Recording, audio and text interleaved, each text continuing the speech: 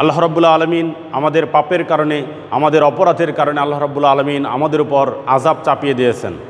এখন বৃষ্টি হচ্ছে না, সালাতুল ইস্তিসকা পড়া হচ্ছে, কিন্তু এর পরেও বৃষ্টি হচ্ছে না। কারণটা কি?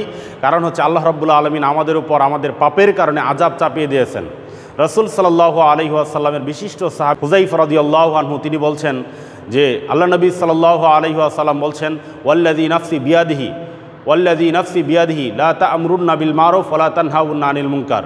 রাসূল সাল্লাল্লাহু আলাইহি ওয়াসাল্লাম বলছেন, যার হাতে আমার প্রাণ সেই সত্তার কসম, তোমরা যদি অন্যায় কাজে বাধা প্রদান না করো এবং সৎ কাজে আদেশ প্রদান না করো, আদেশ যদি তোমরা না দাও, তাহলে আউলা ইউশিকান্নাল্লাহু আইয়াবআসা আলাইকুম ইকাবা, তাহলে আল্লাহ রাব্বুল আলামিন তোমাদের উপর আযাব চাপিয়ে দিবেন, আল্লাহ রাব্বুল আলামিন তোমাদের উপর গজব চাপিয়ে দিবেন। সুম্মা তাদউনাহু, এরপরে তোমরা আল্লাহর কাছে দোয়া করবে, ফালা ইস্তাজাবু লাকুম, কিন্তু আল্লাহ রাব্বুল আলামিন তোমাদের দোয়া কবুল করবেন না।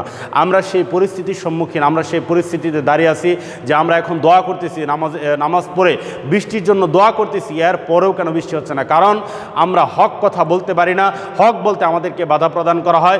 আবার কেউ আছে এমন যে হক তারা বলার মতো সাহসও তারা করতে পারে না, এবং বিভিন্ন জায়গায় হক কথা বলা হয় কিন্তু সেই হক কথাগুলোকে আটকিয়ে দেওয়া হয়, সেই হক কথা বলার কারণে থামিয়ে দেওয়া হয়।